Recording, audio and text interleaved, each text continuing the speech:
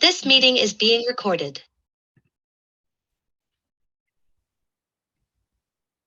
Okay. Yes, Claire, now go ahead. Okay, perfect.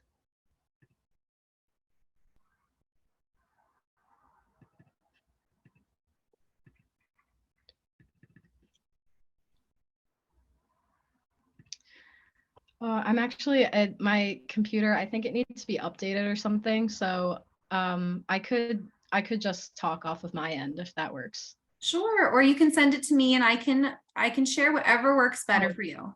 That would be perfect, actually. Sure.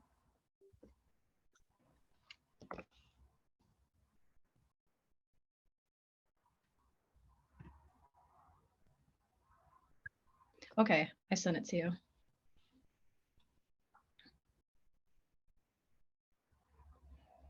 Before we get started, could everyone introduce themselves and maybe like how you're related to diabetes or what influenced you to come here tonight?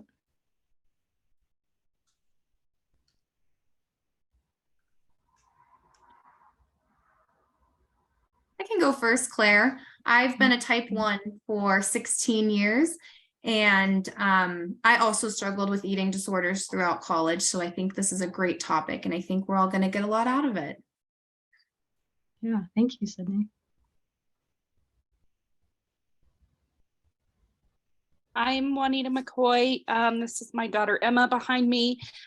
She has been a diabetic for 6 years. And my husband and I run the Central Rockies Diabetes Support Group. Oh, that's awesome. And what was your daughter's name again? Her name is Emma. Emma, hi, Emma.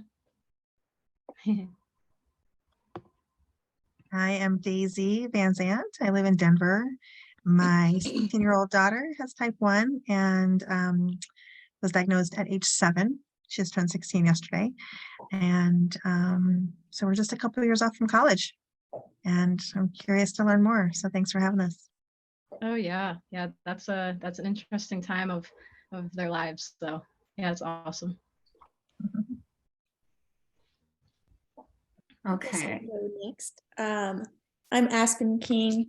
I am type 1, was diagnosed when I was just a year old and just turned 30. So I've had it for 29 years now. And have always kind of been in and out of the eating disorder realm, and especially have always struggled with over exercising and managing diabetes. So I think this is a really important topic, and I'm glad that we're discussing it. Thanks for sharing that, Aspen. I've also had diabetes for just about 20 years now, right before I turned 2. So yeah, I can relate to that. Thanks for sharing.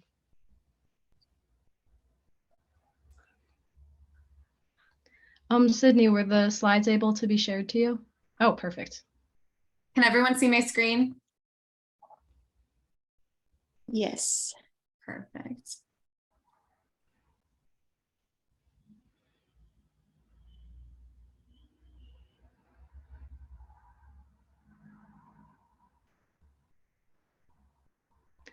So like I said, I've been a type 1 diabetic since right before I turned 2. And I have also been kind of in and out of eating disorder tendencies. I've struggled with that for a lot of like my teenage years, I would say. And I was trying to think of what to name this presentation, and I decided on Bad Decisions Lead to Interesting Stories, because I'm here to tell you my story today. And although a lot happened, I'm hoping it will resonate with you guys so you take something away and don't have to make the same mistakes yourself. So, yeah. So I thought it would be easiest to kind of go chronologically. So, you know, I had diabetes pretty much my entire life. I don't remember a time where I didn't have it. So what first came to mind was what was I exposed to at a young age? And one of these things was appearance biases, which is basically how society kind of feeds us information that tells us that our worth can be dictated by our appearance rather than our personality. And I think this is we're exposed to this a lot through, say, magazine covers, maybe television shows, advertisements, just all kinds of media. And when I was young, there was not social media, but that's a very big thing today. And also your family. So how your family talks about food, how your family talks about diabetes, that plays a big role too. A cool thing was that I've always been an athlete. I grew up playing soccer and I swam. And I think it's cool that my parents, pushed me to they didn't push me, they like let me kind of find what I liked, but allowed me to do sports rather than kind of be like, oh, you're diabetic, you can't do that. So that definitely played a big part in my life. From a young age, I would say I felt the pressure to have good blood sugars. I remember in elementary school, I'd go to the nurse to check my blood sugar. And if it was like above 200, I would lie and I'd be like, oh, it's 116. And one time she caught me and she saw that it was like 320 or something. And I remember just feeling so embarrassed. But the reason I would lie is because even from this young age, I'd feel shame about having a high blood sugar, like I'd failed, I'd feel guilty about it. So I tried to lie and hide it.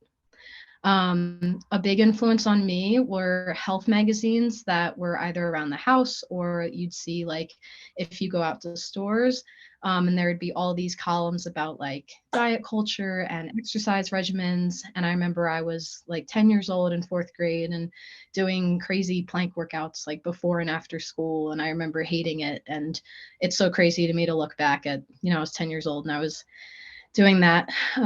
So that really makes me think a big topic that should be looked into is today's social media's influence on children's body image, self-image, their sense of reality, getting education on social media, how it's structured, because if you're constantly bombarded with certain images or information, it can really have a huge impact on you and get you thinking down the wrong path. Oh yeah, next slide. Thank you. So I thought it'd be good to talk about family and type 1 diabetes. So, I was diagnosed when I was a baby. So my mom took care of my diabetes all the way through elementary school. She did kind of cause me to differentiate between good and bad numbers. So kind of that negative aspect of high blood sugars. But I do know that that's because it's very difficult to take care of someone else with type 1 diabetes. I now babysit a kid, he's 8, and he has type 1 diabetes. And one time his blood sugar was going really low right before he went to bed, and it scared me so much. It's so different when it's someone else. So I know it was, my mom worked so hard, especially like, taking care of a toddler with diabetes, giving me injections. Back then it was just vial and syringe, all that stuff. And she kept journals of my sugars. She would wake up in the middle of the night to make sure I wasn't going low, because that was before continuous glucose monitors. So yeah, my mom has always been my rock since the beginning. And so my dad never really had involvement in my type 1 diabetes care. He didn't really want people to know I had diabetes. Like for medical ID bracelets, he didn't want me to wear one because he did. I think looking back, he didn't want people to treat me differently because I had type 1. But it definitely kind of taught me it was something to hide and made me ashamed of it. And I wasn't really open about it for a long time. And I've had a tough relationship with my dad my entire life, which has contributed to a lot of the things I'll talk about today. But it's good because the last couple of years, he has become more supportive and more understanding about diabetes. And my brother, he's great. He's a few years older than me, but no involvement in my type 1 diabetes care. But for example, the kid I babysit, his whole family's involved, like the mom, the dad, his older sister knows how to take care of him. I think that's really cool. And you can just see it like when the family's all together, like they all get it, like they're a team. So I think that's just an interesting thing to think about. So next we go to middle school. This is a very pivotal point because it's when I started taking control of my own diabetes care. So this made it easy to hide what I was eating and what my blood sugars were, as I gained more freedom in my life. And was exposed to all this information that I thought, diet culture, all that stuff. So I started calorie counting. I'd keep a little journal. It became less and less and less. I didn't even mean to rhyme here, but it did feel like success. Every night it'd feel good seeing that lower number on the paper, and that's all that mattered. And really within a month, I completely lost all my energy and changed. I stopped going to school as much, doing hobbies. I stopped hanging out with friends. And one time I was just standing in the kitchen, like staring at a wall, and my mom called me like a silent animal. It was like I had gone, it was like I was just like a shell. And that was after just 1 month. But this was not only due to my diet, but also because my blood sugars were constantly in the 300s or higher. And because when your body's starved, it releases stress in your body, which, adrenaline, cortisol, all those hormones, even if you're taking the right insulin doses, it'll drive your blood sugar up, and it'll keep it up there. And because your body's just in fight or flight mode. And this was a period where I was chasing perfection that would never be accepted as perfect. When you have an eating disorder, when you look in the mirror, you're never gonna like what you see, no matter what the number is on the scale or whatever you eat that day. It's just not gonna be enough.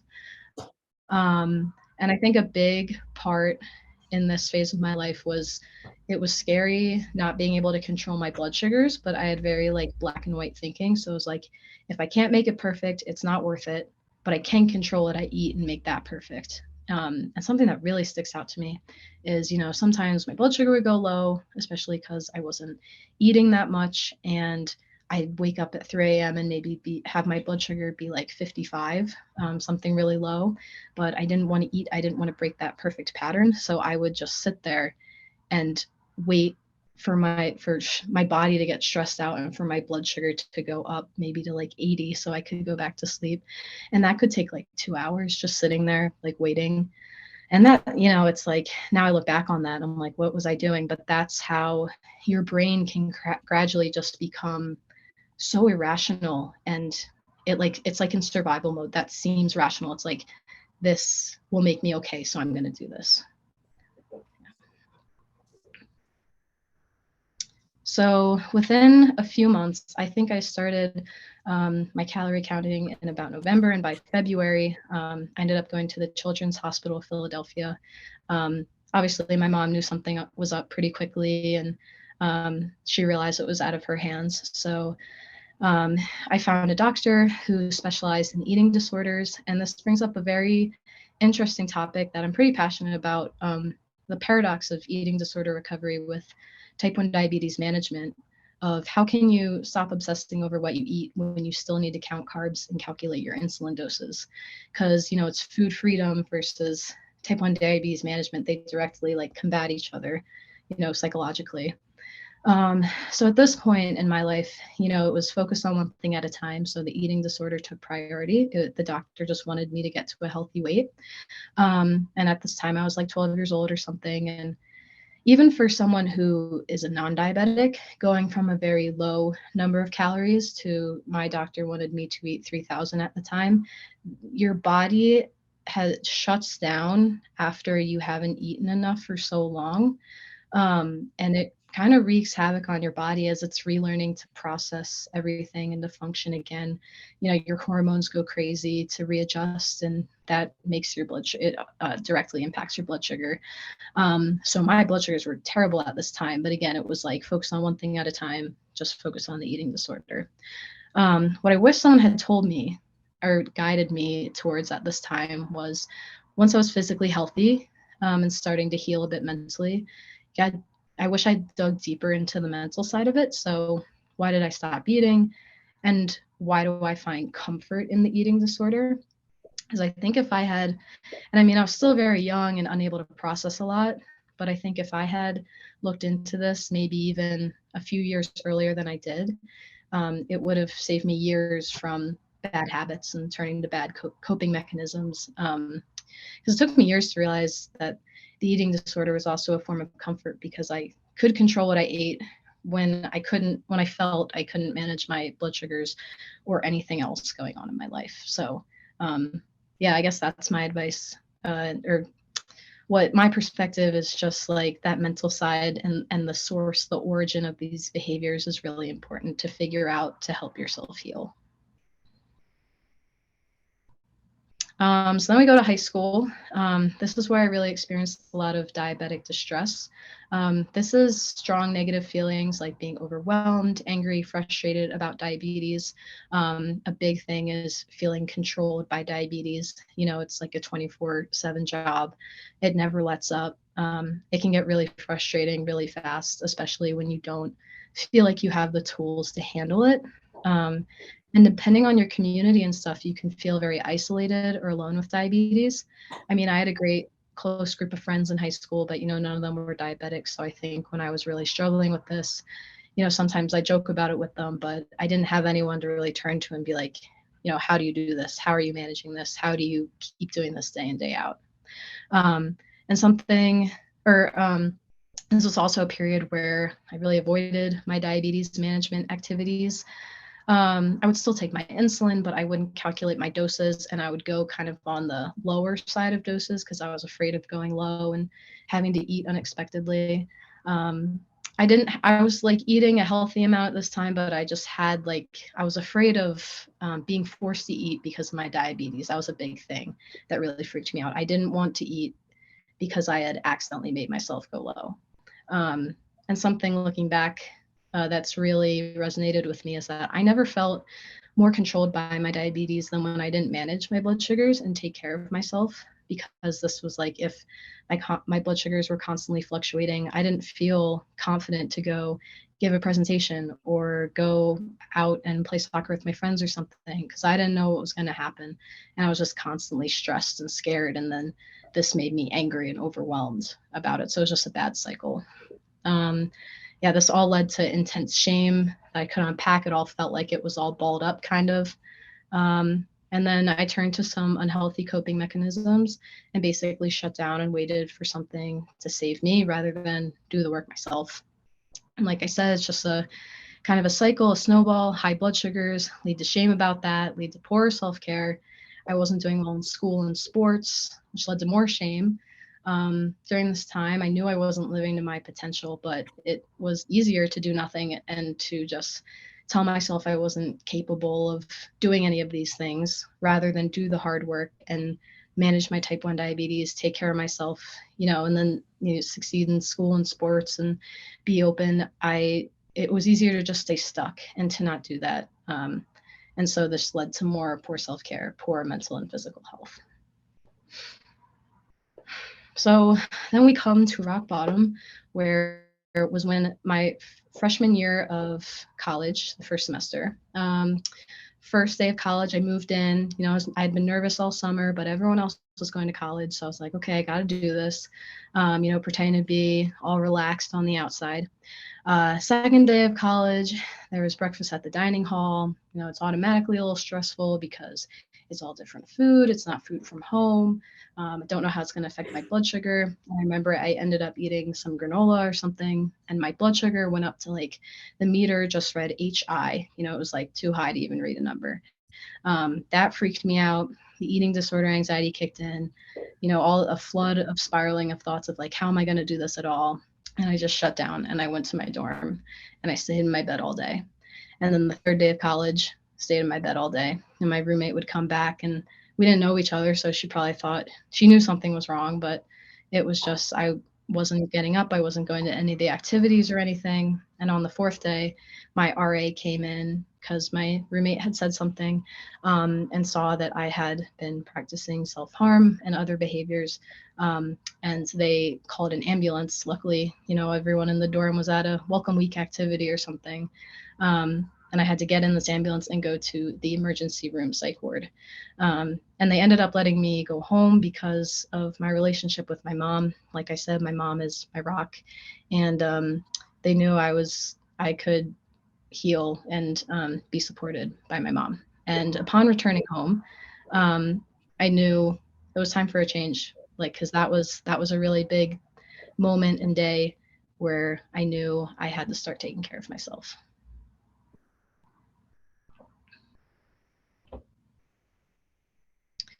So I decided to drop out of college for that semester. It's funny because I remember thinking it was such a big deal. This was, I guess, a little over 3 years now. And I remember calling my brother and being like, it's just everyone's going to college. Everyone in my grade had just gone to college. Most people from my town went. And he was like, it seems like a big deal now, but it's not in the future. And I can say, yeah, it felt like a step back at the time, but I don't think I would have ever gotten to where I was today if I hadn't done that, or I probably would have failed out, or I don't even know, but it was the right decision is what I can say. And so I committed to taking care of myself. So I ate 3 meals a day. I would keep a journal of my blood sugars and got a continuous glucose monitor, which helps so much to see that graph of constant sugars, seeing what it is. And during this time, I lowered my A1C from 12% to 8%, which is basically an average blood sugar of like 250 around there to 160. And I also went to therapy, although at the time I wasn't the right therapist. It was a male therapist, and I think I really benefit from seeing a female therapist like I see today. And it was all of these lifestyle changes during this time that really helped me, because I just sat myself down and faced the issues in my life. I looked right at them rather than avoiding them, and honestly it was painful. There was a lot of shame involved, but sitting in it and processing it, I kind of found what I needed to heal. I found what I needed to do to make myself feel better, which led to a more positive snowball of better blood sugars, which made me feel physically and mentally so much better. I was no longer I used to be so tired throughout the day, had a brain fog all the time, just felt like very negative all the time, because it was basically just trying to survive every day. And this went to, having energy and feeling good and enjoying the world around me, which gave me motivation to contribute to the world. Like, I worked 3 jobs at this time, and it was really cool to, have deeper connections with others and talk to more people, and just felt like I was involved in the world again. I felt like I was like participating rather than just like watching and kind of being like, oh, why can't I do all that? This improved my self-esteem, and it just naturally helped me respect myself to take care of myself more. So I would say there were kind of 2 phases to this healing process. The first phase happened while I was still living at home in New Jersey. So after that semester I took off, I did go back to school, but it was for 6 weeks, because then the COVID pandemic hit. So I had to move back home. And I was at home for the next, I think, year and a half. But then in the summer of 2021, I moved to Boulder with a friend.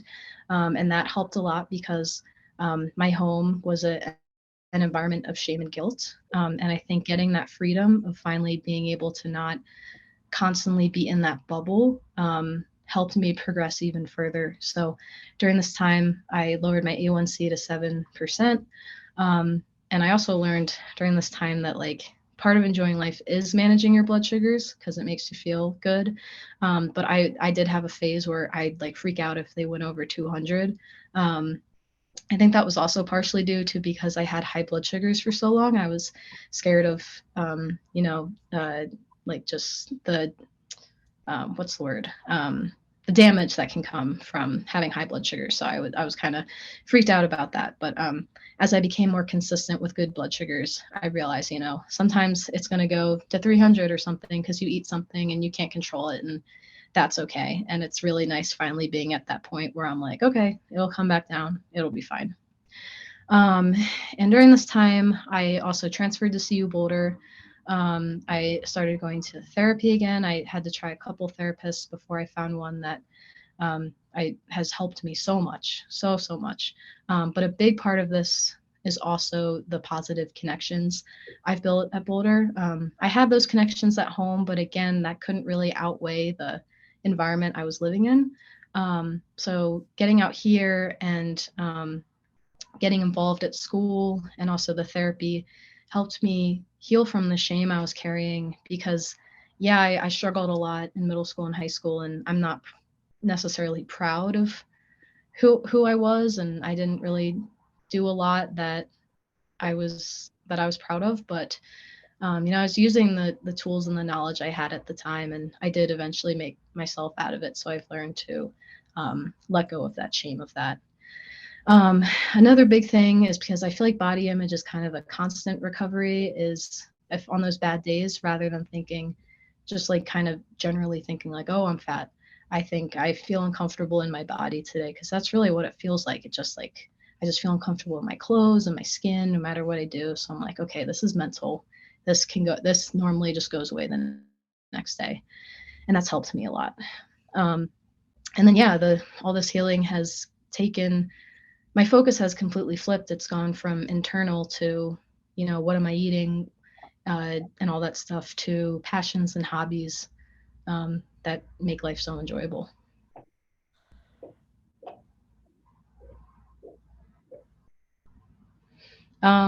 So a big thing is the power of connection. I found, my close friends and my mom were what got me by in those dark times. They made even the bad days, they'd make me laugh, and they kept me, they brought happy moments. And so as I moved to Boulder and started taking better care of myself, and I opened up, I was just more social and confident. And talked to more people. I was like, wow, I love, connecting with people. And, looking back on those hard times, I really appreciated how connection had saved me. And as I stayed at Boulder last spring, I was thinking about how it could help maybe other diabetic students on campus. So there's the College Diabetes Network. It's like a national organization. They actually recently changed their name to the Diabetes Link. But basically, we're a chapter of their network at CU. And it's been really cool because we just started this past September. So we've seen the club grow from, like, I think 4 or 5 people came in the first meeting, and now like we have sometimes 12 people show up, and it's a different group every week, with people coming like maybe every other week. And you can see from these pictures, we did the JDRF Walk in Golden, and we raised a bunch of money. We do like pumpkin painting and pizza, which is the picture below it. We've gone to Cold Stone.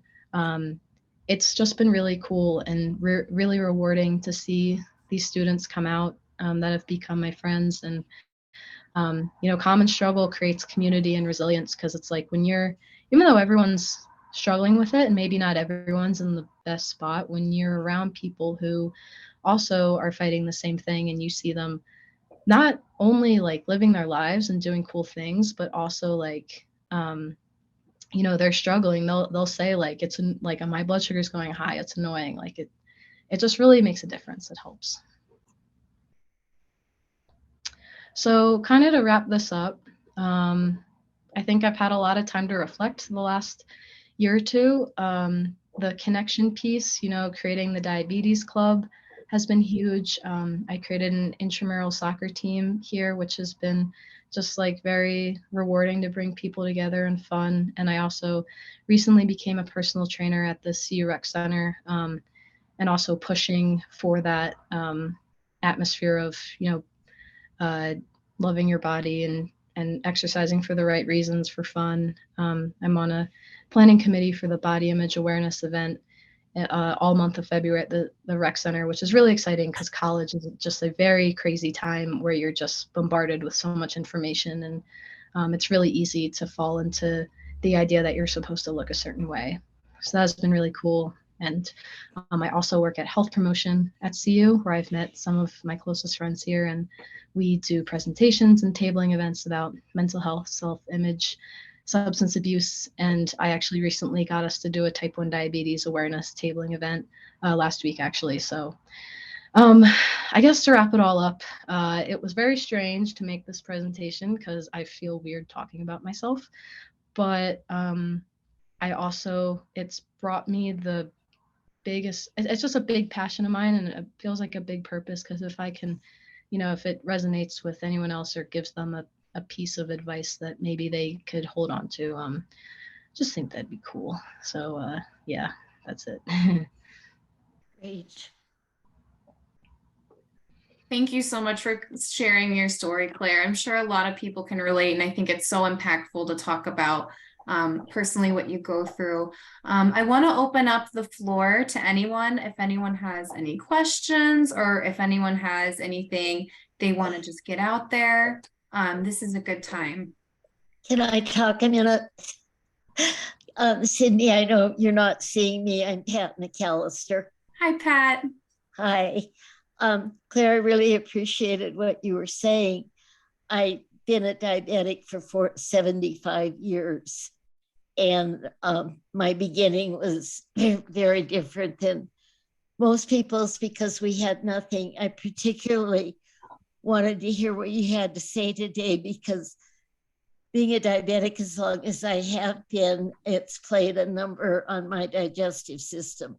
I didn't have ED, but I do counsel with a lot of diabetics, and I just really appreciate what you've gone through and what you've done.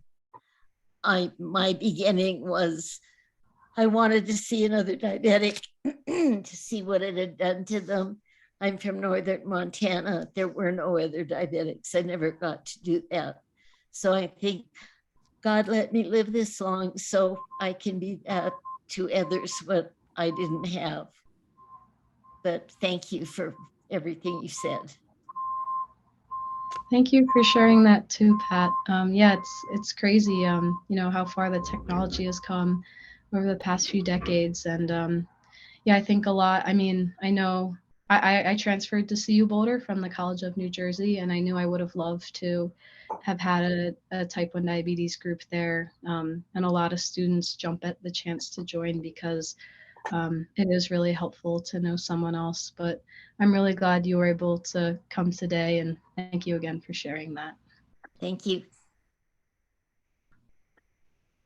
What else? What other questions and thoughts does everyone have?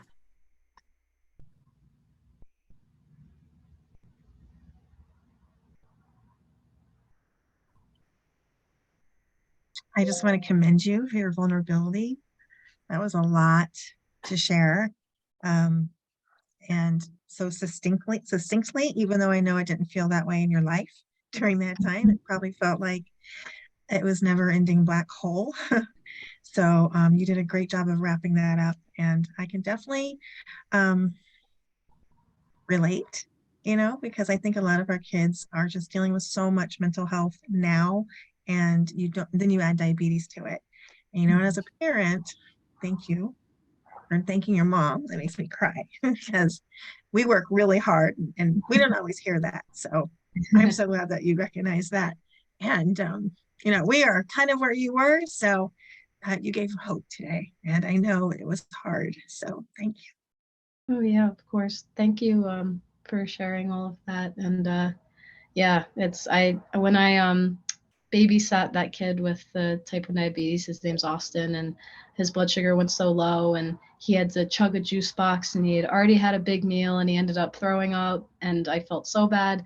And I went home, and he ended up being okay, but I went home and I called my mom, and I was like, how did you do that? How did you take care of me? And she was like, my mom's just like, I don't know, I just did it. And I'm like, that's what people say. They're like, yeah. oh, you're such an angel. I'm like, no, this is what was given to us and we just do it. It's just our reality. What gets harder is when we start looking at the adolescent age and we don't have that control anymore from when they're 7 or 3 or 9, and we can coddle and we can help and we can do the pump, because now it's like, leave me alone, I got this. And you did a great job of stating that in middle school. Like, this is why I started feeling I wanted to be independent, and we have to acknowledge that's a part of development, and we have to give that to you guys, to anybody. But doesn't mean they're always making the right choice, and to hear you get into your dorm room that day and just feel so sad, and the self-harm. I mean, I know you're not alone. I know for a fact. And the therapy, not everybody wants to talk in therapy. And even that you're like, that wasn't the right counselor. But my favorite thing, and I wrote some things down, so you can highlight this if you talk to others, is I love that you brought up shame. I think that was a awakening for me, that as parents, we might feel like, what's going on in their head? Why are they so sad? Everybody's here to help them. But there's some self-shame of those high numbers. And I'm going to take that to heart and think about that when I'm working with my daughter. The other thing I love that you said was, common struggle creates community and resilience. That should be a bumper sticker or a t-shirt or something with a diabetes ribbon. So keep those going. Those are really strong words. And I think also the focus on hobbies and passions versus disappearing. That's a hard thing to do because when you want to disappear, you don't see hope. So can you share what that shift was where you were like a little bit more of like how that made you shift? It was all very gradual. I'm trying to think. It was also tough because part of this healing process happened during quarantine. So I think that's a good question.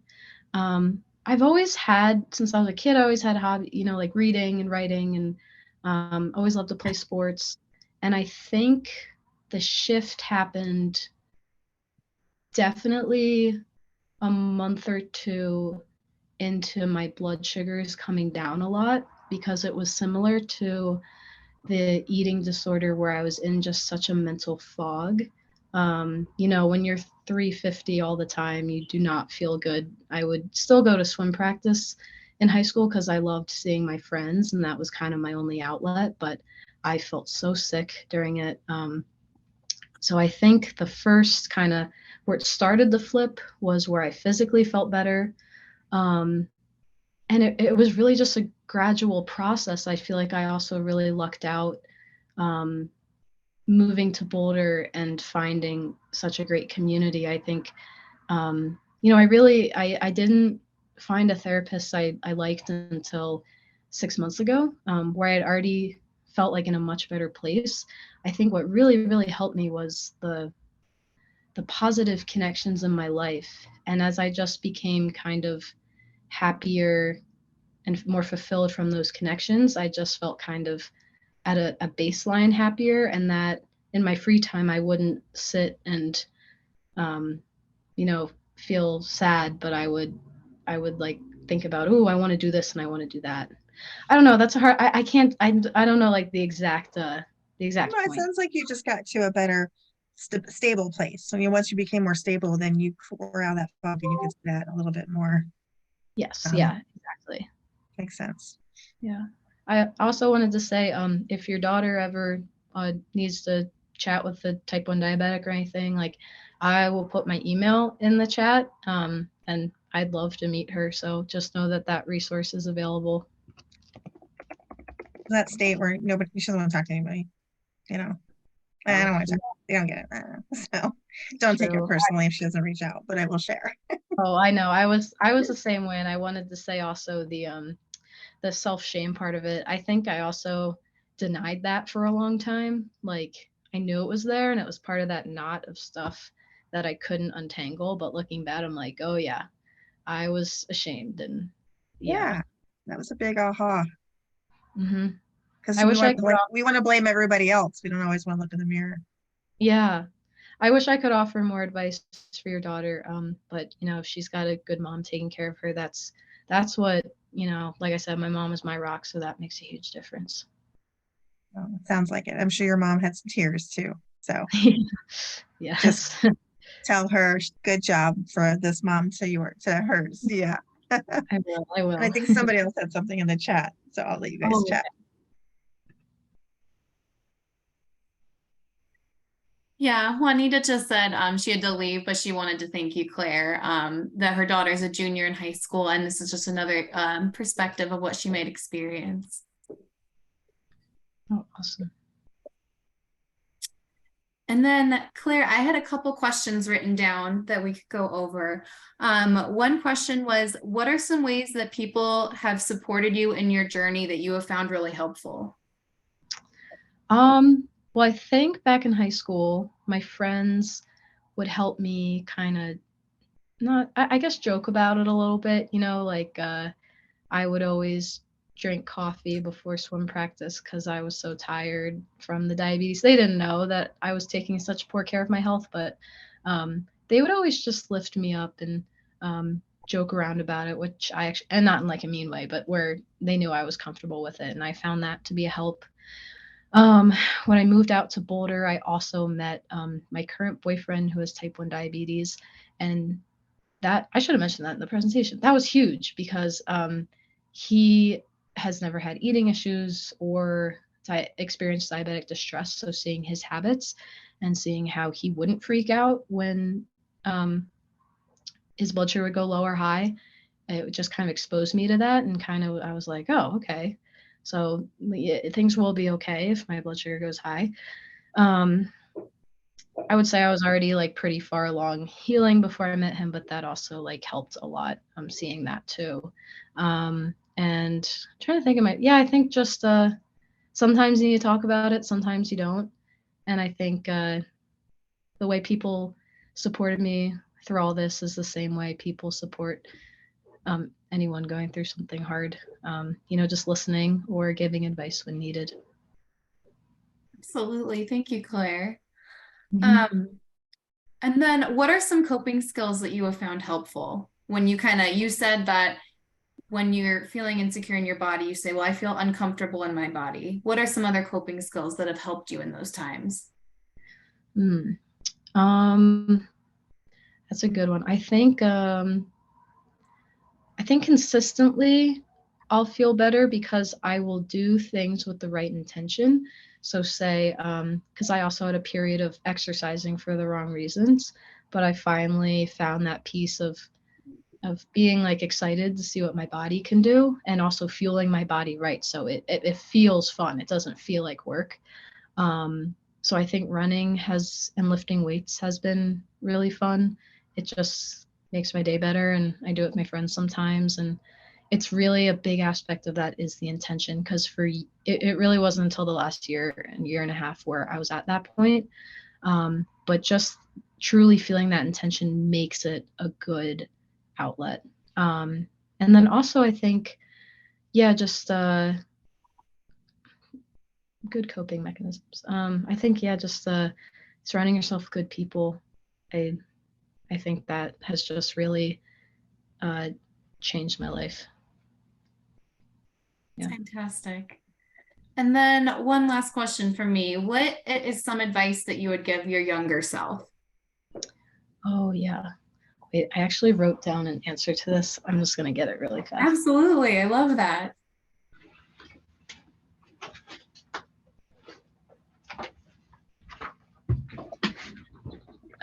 Well, one thing that I've always thought is I've realized starving yourself is a waste of time, because it doesn't lead anywhere productive, and you're not enjoying your life the entire time, and all it does is take away from your life. That's kind of blunt though, so I think some other stuff I'd say would be, like I said in the presentation, kind of confront the source of the pain, although that can also be kind of hard to do when you're in the thick of it. But maybe think of, why is it comfortable to have an eating disorder, to focus on what I'm eating, what am I avoiding thinking about? And for me, that was type 1 diabetes and like my family life and my mental health. And then I think one other thing is just telling myself that I am safe and I'm doing the best I can. Because I think at the time I was really hard on myself, and I knew I was doing all these bad coping mechanisms, and it was just a bad cycle of beating myself up more for that. So I think I would just be gentler on yourself and try to have some fun every now and then. Yeah. It's so easy to be down on ourselves as diabetics. So I'm so glad that you've been able to find some self-compassion and some self-empathy.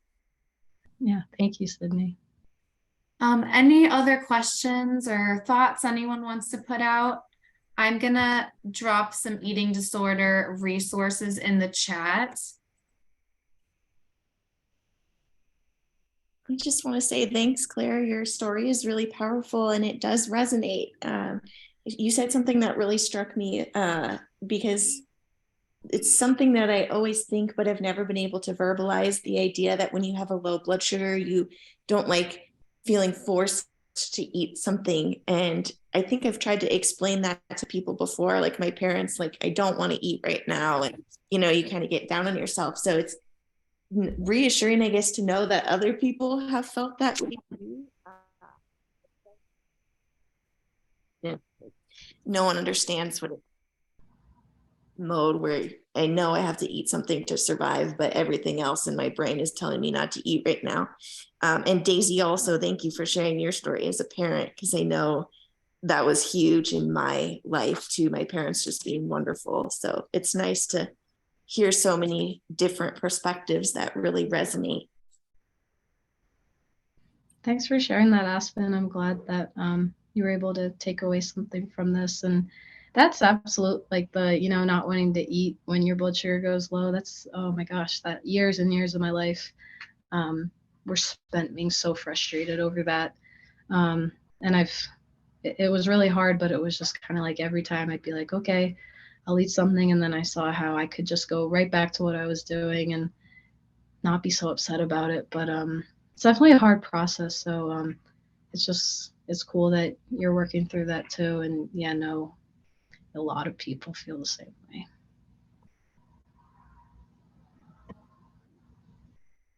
Thank you everyone so much for sharing your stories. It's all so impactful. If no one has any other questions or any other thoughts they want to share, I think we'll wrap up here. I know I said this at the beginning. I'm going to say it again just so we have it on the recording. This is not medical advice. If you have any medical questions, please reach out to your endocrinologist or another trusted health professional. Thank you all so much for being here. If you ever need anything, please feel free to email me as well. My email is just sydney@childrensdiabetesfoundation.org. Thank you all for being here. I hope you all have a great night, and I hope you all take care. Thank you, Sydney. You too. Thank you.